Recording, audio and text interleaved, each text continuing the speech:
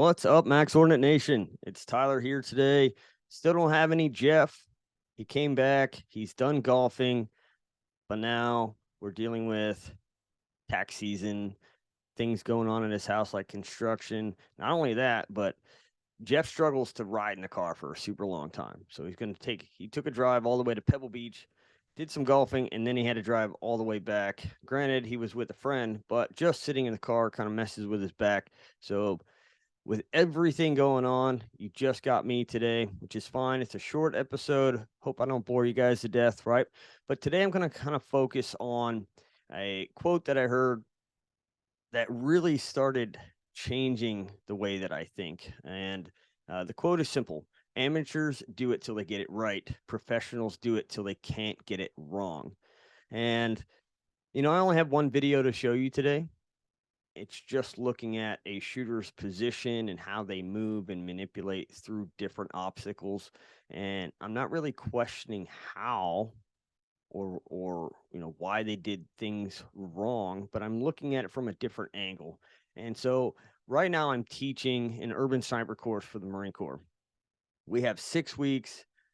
We're in the first week, right? This is day number 3, not including the administrative classroom day, right? This is day number 3 that we're going to be on the range. So the things that I've been preaching to these guys is, one, brilliance in the basics.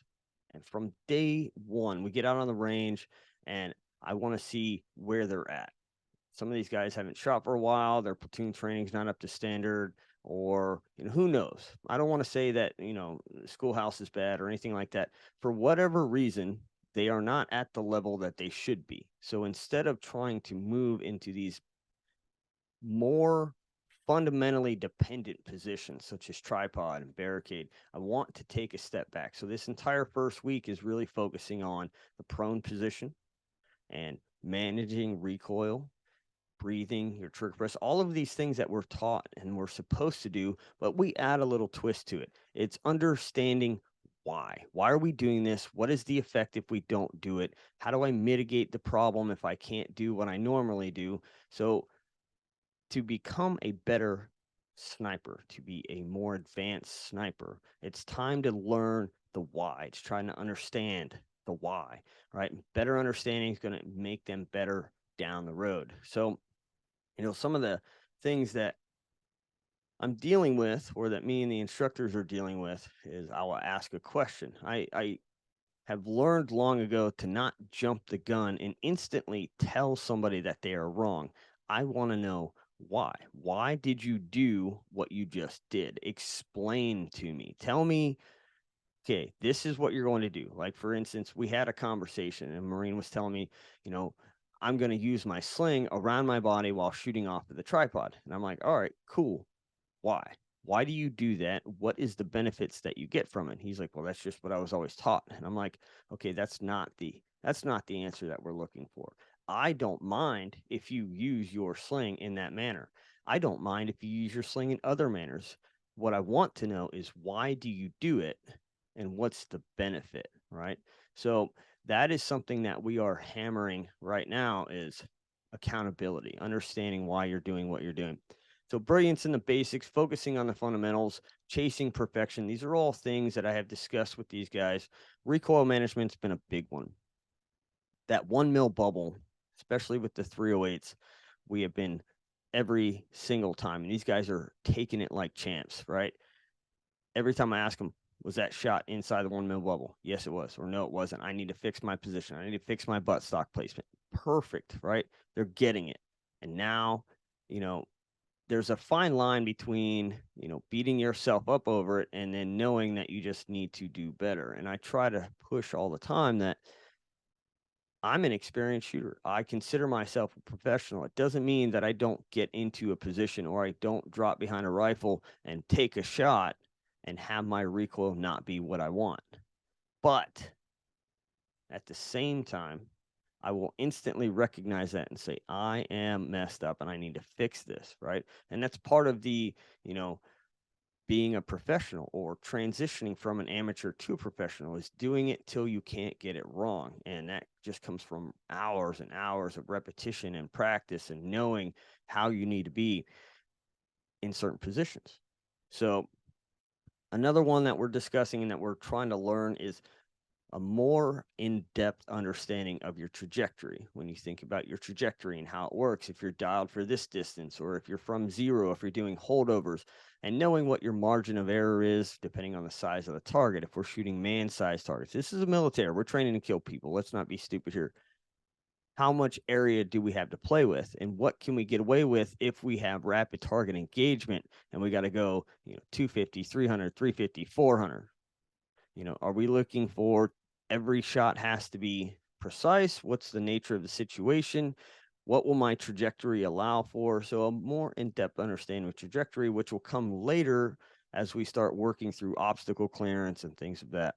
So one thing I said from the beginning was, hey, my name's Tyler. Nice to meet you. Fuck your feelings. It didn't really go like that, but it along those lines. I wanted them to know that their feelings can't be in play here, because if I see something wrong, I'm going to say something. I cannot allow mistakes to go unnoticed because I would be timid to correct their mistakes. It can't be like that. And they can't allow that from themselves. They can't allow that from their partner. Everyone needs to hold everyone accountable. So if you see something, say something.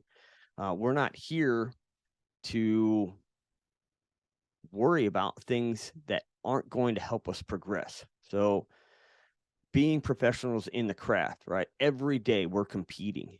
Every day we're competing against one another. That's just how it is. Why? Because the competition is going to drive us to be better, because nobody wants to lose.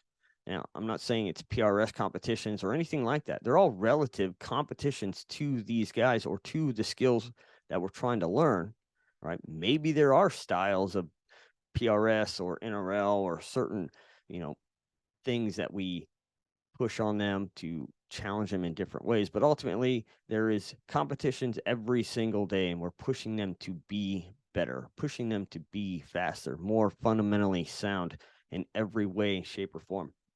So another thing is be what you expect. I think it was the first day, maybe it was Monday, maybe it was yesterday, but one of these days that we are shooting, we're on tripods, and I'm seeing little mistakes. I'm seeing, this guy not doing this right, this guy not doing this right, this guy's, not demanding higher of himself, or they're not calling their shot, or it's just little things here and there. And my reply was very simple. You are all snipers. You've been through a sniper school. Now, you are not at the standard that you are expected to be. But if you were training your Marines who are not snipers yet, you would demand so much higher of them. So you have to be what you expect from them. And I think that kind of lit a fire under some of these guys, where they start to look around, they start to look internal and say, he's right. We have to be better.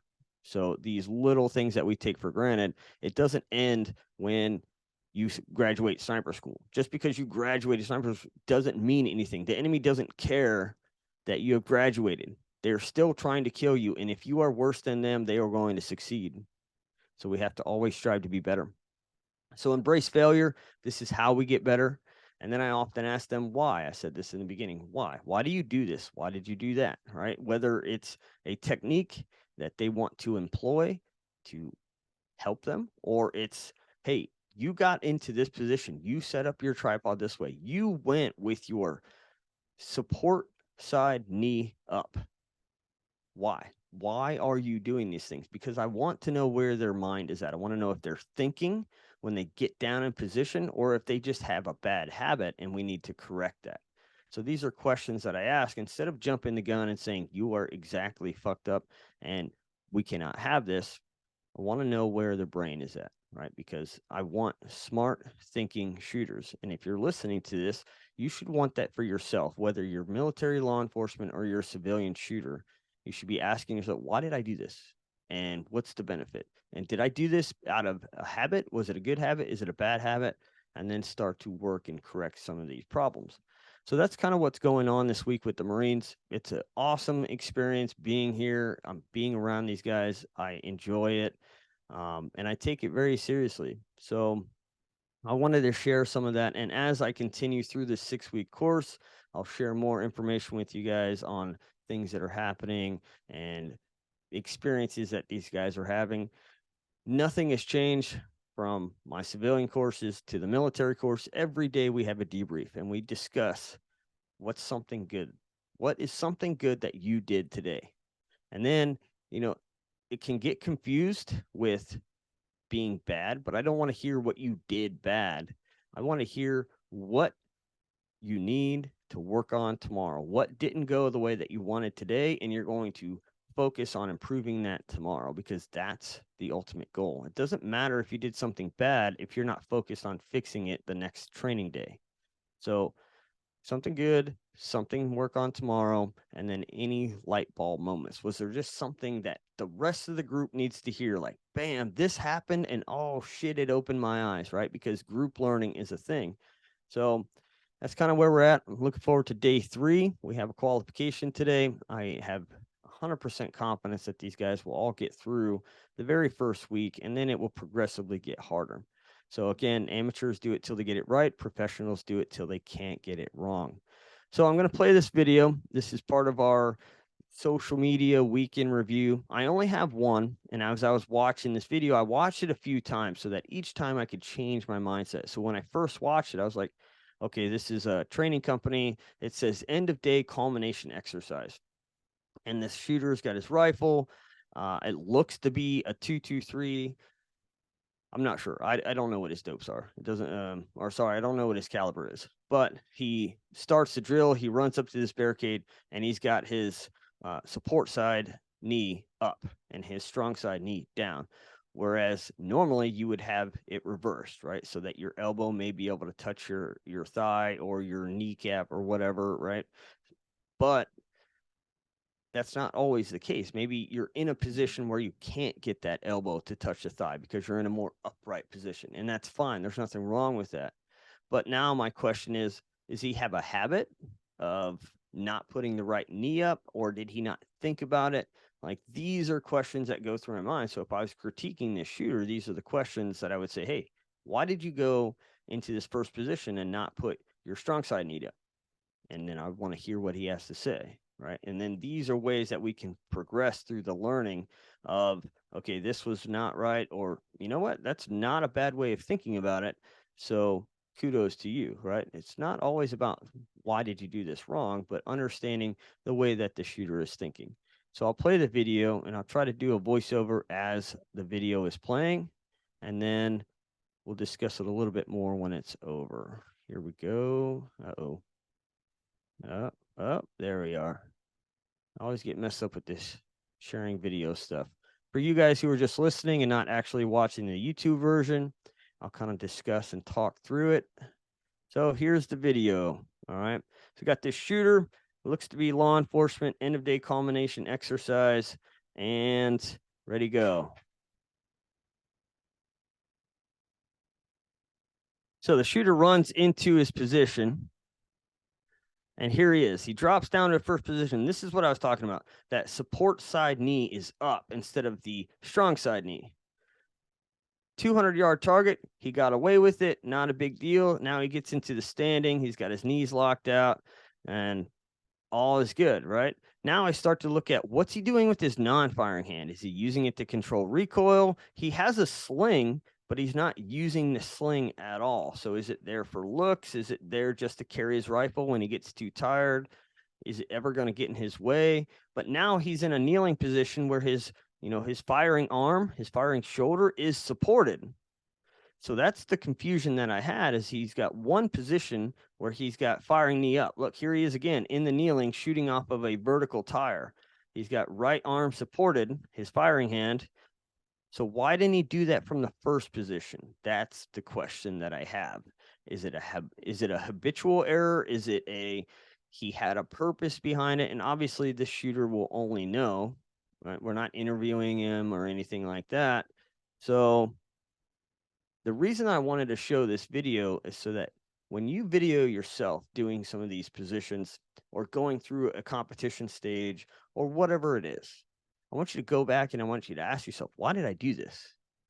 Why did I get into this position and not habitually just bring that right knee up. Even if my elbow cannot touch that right knee, why did my left leg come up in this scenario? And would it have been beneficial to flip flop, right? Because if I'm in a kneeling position and I get my right leg up, even if my elbow can't touch, I settle down, I aim in at the target, and I achieve natural point of aim. I got my bone support, everything is perfect. If I switch legs, my natural point of aim is going to change. So now if my non-firing leg is up and my strong side leg is down, my natural point of aim has altered. So am I making those adjustments on the fly? Am I looking for natural point of aim? Did I just simply bypass it because the target's so big, right? Are these bad habits that I'm setting up for myself? So keep all of these things in mind as you go forward. I'm not going to keep you, like I said, short episode today. I appreciate you guys' support. Everybody that's listening, the downloads are through the roof. It's so awesome to see that, this is working, that people are enjoying it. So keep it up. If you got any questions, comments, you can email me, tyler@maxordinate.com. You can jump on YouTube, ask questions. Patreon, we've been putting out some more content on the Patreon platform. Just recently got a request to go over unsupported shooting positions and how bone support, muscle relaxation, and natural point of aim fall into that. So we'll be making a video and trying to get that out pretty soon. But outside of that, again, thank you guys. I'm Tyler, and I'm out of here.